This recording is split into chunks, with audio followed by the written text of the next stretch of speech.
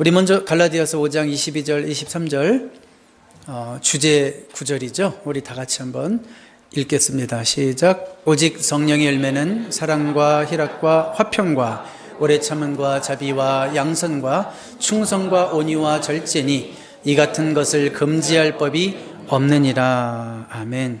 자, 세 번째 열매는 어떤 열매입니까? 화평의 열매, 또 평화의 열매, 이렇게 말할 수 있습니다.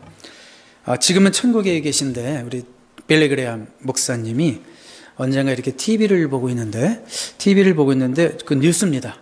납치되었던 비행기에서 이제 문제가 해결됐어요. 납치되었던 비행기에서 내리고 있는 승객들을 카메라가 이렇게 막 비추고 있었어요. 근데 얼마나 막 두려웠겠어요. 그래서 이렇게 승객들이 이렇게 막 내리고 있는데 그걸 사진을 현장에서 이렇게 찍었는데 사람들마다 막 얼굴에 두려움과 공포에 질려 있는 얼굴들이었습니다. 그런데 한 어린아이가 엄마 품에 안긴 채로 잠든 채로 이렇게 내려오고 있는 모습이 또 카메라에 찍혔어요. 그런데 그 아이의 얼굴은 어땠을까요? 굉장히 평화로워 보였어요. 다른 모든 사람들은 막 두려움과 공포에 떨고 막 이렇게 막 부들부들하는 모습이 보일 정도로 카메라에 비춰지고 있었는데 그 엄마 품에 있었던 아이만은 아주 평안한 얼굴로 잠을 자고 있었다는 것이죠. 우리에게 필요한 평화가 어떤 평화일까? 바로 이런 평화입니다. 사실 우리가 주변 환경을 보면 우리를 불안하게 하는 것들로 가득 차 있잖아요. 세상은 평화롭지 않습니다. 많은 평화 회담이 열리곤 했지만 결국은 또 전쟁하는 게 이런 세상이고요. 어떤 통계를 보니까 지난 3,500 역사로만 이렇게 잘라본다면 그 전은 생각하지 말고 3,500년의 역사 가운데 평화로웠던 해였다라고 말할 수 있는 해는 286년밖에 안 됐대요. 그러니까 우리가 사는 세상은 10년의 1년조차 평화를 찾아보기 힘든 세상이라 이거예요. 늘 전쟁이 있고 싸움이 있고 막 사고가 터지고 자연재해가 있고 이런 일들이 계속 벌어지고 있습니다. 우리 코로나 바이러스 때문에 막 불안해하는 사람들도 있잖아요. 그렇죠? 미국은 심각하지 않은데도 막 떠는 사람도 있어요. 보면 여러분, 이 바이러스가 없어지지 않는 이상 어떤 이의 마음속에 그 불안은 없어지지 않을 거예요. 하지만 이런저런 환경 속에서도 이 평안함을 유지하는 사람들, 우리 주변에서 얼마든지 우리가 볼 수 있잖아요. 우리 한번 이사야 26장 3절을 한번 같이 읽어볼게요. 시작. 주께서 심지가 견고한 자를 평강하고 평강하도록 지키시리니 이는 그가 주를 신뢰함이니이다. 자, 이 참 멋있는 표현이 있죠. 하나님 말씀 위에 견고히 서 있는 자를 이렇게 표현했어요. 심지가 견고한 자. 하나님 말씀 위에 견고하게 서 있는 자는 환경과 상관없이 평강하고 평강하도록 지키시는 하나님의 은혜 가운데 있다. 그런 얘기인 줄로 믿습니다. 하나님 말씀 가운데 견고하게 서 있는 자는 심하게 불안해하지 않습니다. 불확실한 미래 때문에 심하게 떨지 않습니다. 왜 그럴까요? 내 삶의 미래의 키를 누가 붙들고 계시다는 걸 알기 때문일까요? 하나님이 붙들고 계시다는 걸 알기 때문이죠. 우리의 미래는 아무도 몰라요. 그렇지만 우리의 미래가 하나님의 손에 있다는 건 알아요. 아멘입니까? 그래서 심지가 견고한 자가 이런 불안한 상황 속에서도 평강을 유지할 수 있다. 그런 말씀인 줄로 믿습니다. 여러분, 그러므로 우리는 하나님 말씀 위에 견고히 서야 돼요. 하나님 말씀 위에 견고히 서서 하나님의 능력과 하나님의 지혜를 신뢰하시기 바랍니다. 여러분, 평안을 막 앗아가는 일들이 많아요. 우리 마음 막 불안하게 하고 막 떨리게 하고 들려오는 소식들, 안 좋은 일들, 사건들, 소식들, 너무너무 이런 일들이 많은데 우리에게 그래서 시험도 오는 거예요. 그렇지만 우리에게는 어떤 믿음이 있어요? 하나님께서는 우리에게 감당할 수 있는 시험만 허락하신다. 우리 고린도전서 10장 13절도 한번 같이 읽어봐요. 시작. 사람이 감당할 시험 밖에는 너희가 당한 것이 없나니 오직 하나님은 미쁘사 너희가 감당하지 못할 시험당함을 허락하지 아니하시고 시험당할 즈음에 또한 피할 길을 내사 너희로 능히 감당하게 하시느니라. 여러분, 주님이 바울을 통해서 성령의 감동으로 주신 이 말씀을 믿으십니까? 감당하지 못할 시험은 없대요. 아무리 여러분들의 마음의 평화를 앗아가는 것 같고 와 내가 이 시험을 감당할 수 있을까 떨릴 수 있지만 이 말씀을 붙들고 다시 평안을 회복하셔야 될 줄로 믿습니다. 성령님이 함께 하시면 어떤 상황에서도 내 마음의 어떤 고요함을 평안함을 유지할 수 있다, 그런 얘기예요. 여러분 가끔 병상에 누워있는 환자들을 만나면 또 이렇게 막 수술을 앞둔 환자들을 목회자는 자주 봐요. 그런 환자들을 만나면 여러분 성도들은 어떨까요? 내색을 하기도 하고 안 하기도 하지만 두렵고 떨리죠. 두렵고 떨려요. 내가 이 수술을 하고 깨어날 수 있을까? 이렇게 두려워하는 분들도 많이 봤습니다. 그래서 이제 환자의 병이 낫기를 위해서 기도하고 또 회복되기를 위해서 기도하지만 또 어떤 기도도 드립니까? 우리는 하나님, 우리 이 영혼이 평상시에 누릴 수 없었던 평안을 오히려 건강할 때도 누릴 수 없었던 아주 신비로운 평안을 이런 병상에서 누리게 하옵소서, 이렇게 기도할 때도 있어요. 그런 분들이 실제로 있어요. 오히려 신방 가면 성도님들이 목사를 위로하게 돼요. 목사님, 제 마음이 왜 이렇게 평안한지 모르겠어요. 지금 수술대 앞에 있는데 너무 담대해요. 막 이런 분도 있고요. 뭐 전혀 염려하지 않는 분도 있어요. 그러니까 성도는 건강할 때만 평안한 게 아니에요. 성령님이 함께 하시면 병상에서도 평안할 수 있고 당장 막 통장을 바라보면서 절망적인 상황인데도 왠지 평안할 수 있고 하나님이 주시는 신비한 평안이 하나님의 백성들과 함께할 줄로 믿습니다. 그래서 우리가 오늘 다음 스크린 보시면 우리가 오늘 처음 읽었던 본문이 있잖아요. 평안을 너에게 끼치노니 곧 나의 평안을 너에게 주노라. 예수님이 뭐라고요? 나의 평안을 너에게 주노라. 예수님이 누렸던 평안은 어떤 평안일까? 그 나의 평안이라는 게 그거 하나만 생각해 보세요. 예수님이 풍랑 중에 배를 타고 제자들과 함께 가는데 제자들은 막 풍랑이 일었을 때 막 두렵고 죽으려고 그러고 예수님 살려주세요 난리가 났을 때 예수님 뭐 하고 계셨어요? 주무시고 계셨어요. 그 와중에도 얼마나 평안하면 주무실까요? 물론 피곤해서 주무시지만 자, 바로 그런 평안, 세상이 흔들 수 없는 평안을 너희에게 주노라. 내가 너희에게 주는 것은 세상이 주는 것과 같지 아니하니라. 분명히 이렇게 말씀하셨습니다. 세상이 주는 평안과 질적으로 틀리대요. 모든 여건과 환경이 나에게 유리하고 좋고 문제가 없을 때 누리는 그런 평안 말고 그런 거와 상관없이 세상이 줄 수 없는 상황과 환경을 초월할 수 있는 그 평안을 내가 갖고 있는 그 평안을 너에게도 주시겠대요. 그러니까 마음에 근심하지도 말고 두려워하지도 말래요. 자, 이런 평안은 내가 만들 수가 없어요. 평안해야지 뭐 결심한다고 돼요? 안 되죠. 기뻐해야지 결심한다고 돼요? 안 되죠. 이거는 결심해서 되는 게 아니라 하나님이 위로부터 부어주셔야 되는 거예요. 그래서 우리 찬송가에 어떤 찬송가 가사 있어요? 평화로다 하늘 위에서 내려오네. 하늘 위에서 돈다발이 내려오네. 이게 아니라 평화가 하늘 위에서 내려오네. 이렇게 말씀하고 있잖아요. 또 이런 찬송가 가사도 있죠. 오 크고도 놀라운 평화 하나님 선물일세. 그러니까 이런 평안은 하나님이 주셔야 돼요. 이 평안을 오늘 하나님께서 저와 여러분의 심령 가운데 가득 부어주시기를 간절히 소망합니다. 그런데 이런 평화가 이루어지기 위해서는 하나의 전제가 있어요. 전제. 먼저 이루어져야 될 것이 있습니다. 그게 뭘까요? 하나님과의 평화가 있어야 돼요. 하나님과의 평화라는 것은 하나님과의 바른 관계가 있어야 된다. 그런 얘기예요. 하나님과 관계가 좋으십니까? 아멘 하다가 아까지만 한 사람도 있고 하나님과 관계가 좋으십니까? 라는 걸 어떻게 알 수 있어요? 하나님이 주신 계명들을 잘 지키고 있는가 보면 알 수 있어요. 다음 구절 보세요. 요한복음 14장 15절 시작. 너희가 나를 사랑하면 나의 계명을 지키리라. 우리가 하나님을 사랑한다는 게 하나님과 관계가 좋다는 거잖아요. 근데 예수님 분명히 하신 말씀이 너희가 나를 사랑하면 나의 계명을 지키리라 이렇게 말씀하셨어요. 그러니까 하나님과 관계가 좋다는 것은 하나님의 말씀에 순종하며 살고 있다 그런 뜻이에요. 하나님이 주신 말씀을 순종하는 자의 마음에는 뭐가 있어요? 담대함이 있잖아요. 일단은 내가 순종하니까 담대해요. 순종하는 자녀는 길 가다 넘어져도 아멘 이렇게 나와요. 근데 불순종하는 자는 길 가다가 넘어지면 아이고 잘못했어요 이렇게 나와요, 말이.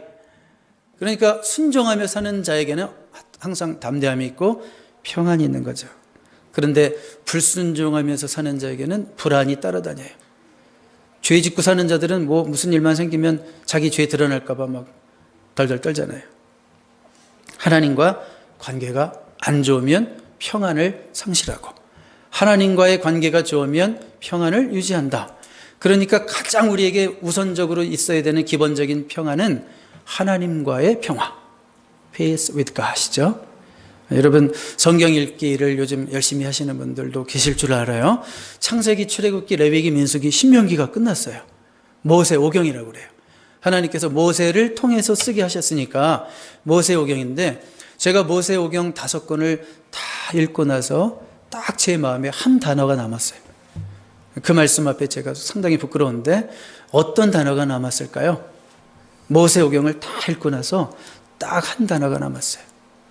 이번에는 제가 특별히 영어 NIV로, NIV 성경으로 꼼꼼하게 읽었어요. 제네시스 디우테로노미까지, 신명기까지. 근데 딱 한 단어가 남았어요. wholeheartedly, 전심으로. 제 마음속에 딱 그 한 단어가 남아요. 뭐 너무나 많은 내용이 있는데 전심으로, 이 단어 한마디 앞에서 제가 너무 부끄러워요.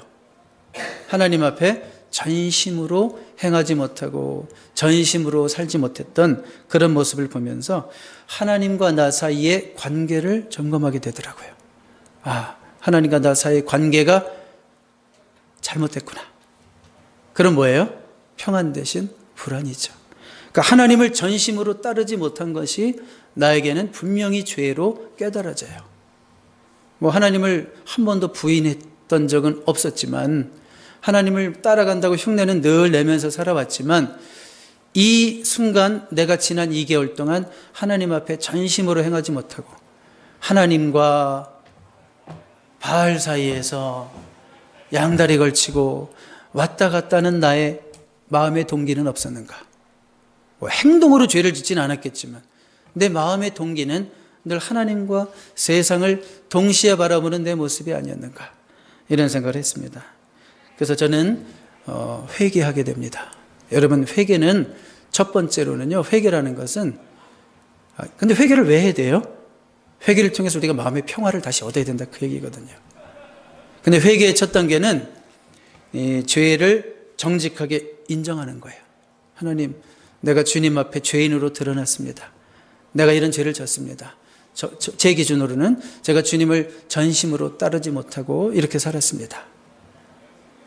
죄를 인정하는 게 첫 번째 단계고, 두 번째는 이제 십자가의 피, 예수님의 공로를 의지하면서 고백하는 거예요. 죄를 가지고 그냥 갈 수는 없잖아요. 근데 내 힘으로 씻을 방법이 없잖아요. 그러니까 또 다시 예수님 앞에 겸손히 무릎 꿇고, 하나님, 나의 죄를 다 주님 앞에 내어놓습니다. 다시 한번 주님의 자비를, 긍휼을 간구합니다. 불쌍히 여겨주시고 용서해 주시옵소서. 이렇게 기도해야 되는 단계가 있고, 세 번째는 뭐예요, 그럼? 그 다음에는 그렇게 기도했으면, 진짜 전심으로 기도했으면 죄 용서에 대한 확신과 감사를 가져야 되는 거예요. 아멘입니까? 우리 하나님은요, 죄 용서하기를 정말 좋아하시는 분이에요. 누가 그러는데 하나님 손에는 엄청나게 큰 지우개가 들려있대요. 우리가 평생 지은 죄를 그냥 팍팍 지우고도 남는 하나님 손에는 엄청나게 큰 지우개가 들려있대요. 어떤 분들은 생각하기를 나의 죄는요, 동판에다가 판 죄라 이건 지워지지도 않아요. 그런 건 하나님이 녹여버리세요. 그냥 용광로로 녹여버리세요. 용서하기를 좋아하시는 하나님, 내가 너를 용서하노라, 내가 너를 사하노라, 그 음성을 다시 듣고 우리가 다시 죄사함의 확신을 가져야 돼요. 근데 한 단계 더 있어요. 회개는 다시는 내가 그 죄를 짓지 않기로 결심하는 거예요. 하나님, 나 그 결심 안 할래요. 작년에 그 결심했다가 올해 또 넘어졌어요. 3번이나. 안 할래 하는 염치가 있지. 아니, 그래도 해야 돼요. 다시 그 죄를 짓지 않기로, 반복하지 않기로 하나님 앞에 결심하고 결단할 때까지가 회개예요. 뭐라고 그랬어요? 첫 번째로 내 죄를 먼저 인정하는 거. 인정. 죄가 깨달아져야지 이게 회개가 시작하는 거예요. 내가 죄인인지를 모르고 어떤 죄가 죄인지를 모르면 뭘 회개해요? 알아야지 회개를 하지. 그러면 두 번째로 예수님 앞에 자비를 구하면서 용서를 간구하고, 하나님이 내가 너를 사노라 선언하시는 그리스도 예수 안에 있는 자에게는 결코 정죄함이 없나니, 다시 말씀하시는 그 음성을 듣고 우리가 양심의 자유를 얻어야 되고, 마지막으로 내가 다시는 이렇게 하나님의 자녀로서 부끄러운 죄를 짓지 않겠습니다 라는 결단까지 나아가야 돼요. 왜 회개를 얘기하는 거예요? 이 죄의 문제가 해결되지 않으면 하나님과 우리 사이의 관계는 항상 껄끄러워요. 항상 불편해요. 그래서 근본적인 평안이 없어요. 뭐 어떤 삶의 어려움이 주는 이런 힘든 거, 불안한 것도 있어요. 사람이 살다 보면. 당연히 그런 거예요. 그런 거 말고 하나님과 나 사이의 어떤 원론적인 불안함, 뭔가 이 죄가 해결되지 않아서 내가 하나님의 자녀가 맞나, 천국 갈 수 있을까, 이거 내가 구원받은 거 맞나, 이런 근본적인 불안함은 근본적인 회개를 통해서 이루어지는 거예요. 여러분, 중생의 회개가 있었습니까? 한번 하나님의 자녀가 되는 회개, 큰 회개, 나의 죄인됨을 철저히 고백하는 회개도 있어야 되지만, 하나님의 자녀가 된 이후에도 우리는 평생 회개하는 거예요. 여전히 남아있는 우리의 죄성 때문에 또 더러워질 때마다 다시 주님 앞에 나와서 간구하고 죄 사함 받고 다시 결심하고, 그래서 양심의 자유를 가지고 살아야 돼요. 그럴 때 우리 안에 peace with God, 하나님과의 평화가 이루어질 수 있는 줄로 믿습니다. 우리 로마서 5장 1절 같이 읽어볼까요? 시작. 그러므로 우리가 믿음으로 의롭다 하심을 받았으니 우리 주 예수 그리스도로 말미암아 하나님과 화평을 누리자. 여보세요. 믿음으로 의롭다 하심을 받았다. 죄인인데 예수 공로로 의롭게 됐다, 그런 얘기예요. 그러니까 이제는 하나님과의 화평을 누리자. 하나님과 이제 화목한 관계가 이루어졌어요. 누릴 수 있어요. We have peace with God, 이렇게 돼 있죠. 11절도 읽어봐요. 로마서 5장 11절 시작. 그뿐 아니라 이제 우리로 화목하게 하신 우리 주 예수 그리스도로 말미암아 하나님 안에서 또한 즐거워하느니라. 우리로 화목하게 하셨대요. 원래 우리는 하나님과 왼수예요. 왼수. 죄인은 하나님과 왼수예요. 본질적으로 하나님과 가까이 할 수도 없고 다가설 수도 없고 하모니가 될 수가 없어요. 그런데 우리를 화목하게 하신 예수 그리스도, 우리 죄를 위해서 대신 피 흘리신 예수 그리스도를 통해서 하나님과 우리 사이에 화목이 이루어졌어요. 이제는 하나님 안에서 어떻게 한다? 즐거워하느니라. 하나님과의 이제는 화목된 관계를 누리시라고요. 더 이상 하나님을 두려워하지 않아도 되는 거예요. 자, 하나님과의 평화, 이게 첫 단계예요. 그럼 여기서 끝일까요? 하나님과의 관계, 그 누리는 평화를 우리가 영적인 평화라고 한다면 spiritual peace라고 그래요. spiritual peace. 이런 영적인 평화가 이루어지는 사람의 마음에 생기는 게 있어요. emotional peace. 감정적 평화. 하나님과의 관계를 통해서 근본적인 구원의 문제가 해결되고 죄의 문제가 해결되면 우리 마음에 누려지는 평화가 있다는 거예요. 그게 emotional peace. 감정적 평화예요. 그리고 내 안에 평화가 있으면 사람들이랑 잘 지낼까요? 못 지낼까요? 그렇죠. 내 속이 편해야지 남들과 잘 지내. 내 속에 불화가 있고 분노가 있고 원망이 있고 이런 사람이 옆에 있는 사람들이랑 잘 지내는 거 봤어요? 가정에서 부부싸움 하는 사람들은 무슨 뜻이에요? 내 안에 뭐가 없다는 거예요? 미움이 있다는 거예요. 미움, 분노. 그러니까 맨날 싸우지. 마음에 한마디 말에 얼마 해도 마음에 안 들고. 내 안에 내 속이 편하면 주변에 있는 사람들과도 관계를 잘 지낼 수밖에 없는 거예요. 이런 relational peace로 이어진다 이거예요. 그러니까 spiritual peace, 영적인 평화는 내 안에 emotional peace로 이어지고, 내 안에 emotional peace는 관계적 평화, relational peace로 이어지는 게 자연스러운 순서입니다. 그래서 내 안에 평화가 있으면 우리는 peacemaker의 삶을 살게 돼 있어요. 저절로 노력하지 않아도 평화를 나눠주는, 그냥 그 사람이 있으면 주변 환경이 밝아지고 평화를 나눠주는 그런 삶을 살게 되는 거예요. 여러분, 피스메이커의 역할을 잘 감당하고 계십니까? 우리 가운데 트러블 메이커는 한 명도 없는 것 같은데, 여러분 계신 자리가 주변이 바로 그 평화를, 여러분 자신이 바로 평화를 그렇게 전염시켜주는 그런 사람이 되기를 바랍니다.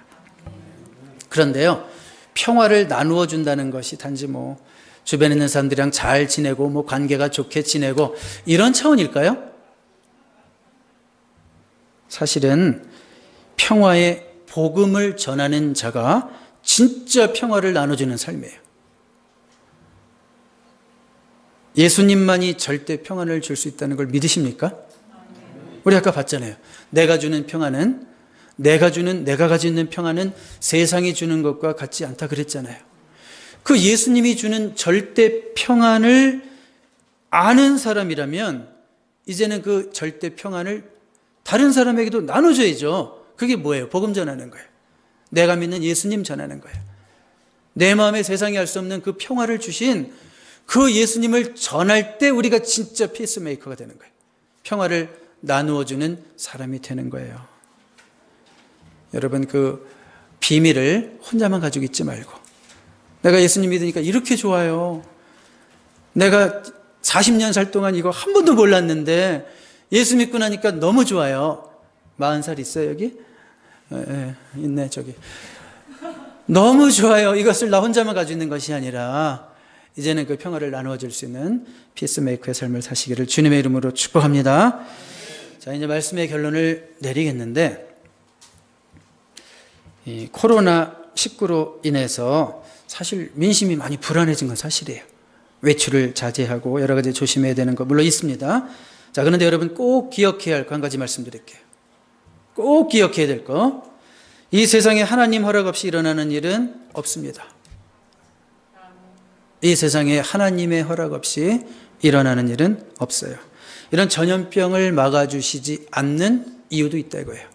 하나님이 막으실 수도 있지만 막아주시지 않는 이유도 있다는 거예요. 뭘까요? 이번 일로 물론 비즈니스가 많이 타격을 입습니다. 근데 사실 제가 한국적인 상황을 가끔 뉴스로 보면 제일 큰 피해자로 드러나는 곳이 어딘가 보니까 정통교회예요. 정통교회. 아주 교회가 그냥 무슨 신천지랑 하나로 묶여가지고 핍박을 당하고 있어요 지금.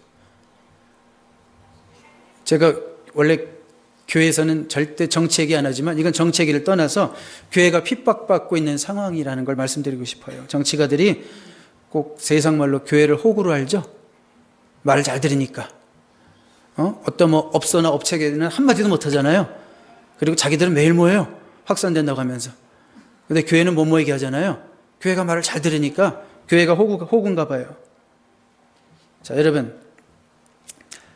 그러니까 잘못된 거에 대해서는 얘기는 할 수 있어야 되죠. 그런데 중요한 것은 뭔가 하면 어쨌든 교회가 어려움을 당하고 있는데 과연 이 어려움이 유익할까요? 유익하다고 믿습니다. 교회는 이런 어려움들을 통해서 분명히 정화될 거예요. 더 본질에 가까워지고 말씀으로 돌아가고 거품이 빠지고 잘못된 더러운 죄들을 회개하고 교회는 분명히 정화될 거예요. 저는 하나님께서 새로운 역사를 준비하고 계시는 줄로 믿습니다. 교회뿐이 아니라 지금 뭐 당장 비즈니스가 막 타격을 입고 여러 가지 하루하루 살아가기도 힘든데 사실은 고객이 갑자기 70%가 줄고 이러면 얼마나 불안하고 떨리겠어요. 그렇지만 이 세상 가운데 하나님의 허락 없이 이루어지는 일은 없고 또 분명한 것은 하나님은 우리에게 감당할 수 있는 시험만 허락하시기 때문에 우리가 어렵고 힘들고 고난이 오고 어려울 때 우리가 주님 앞에 바로 응답하고 우리가 하나님 앞에서 해결돼야 될 것 해결하고 주님 앞에 다시 정결함으로 나아갈 때 하나님께서 또 피할 길을 내사 우리로 살게 하시고 다시 우리에게 평화를 회복하여 주실 줄로 믿습니다. 그 믿음을 붙드세요.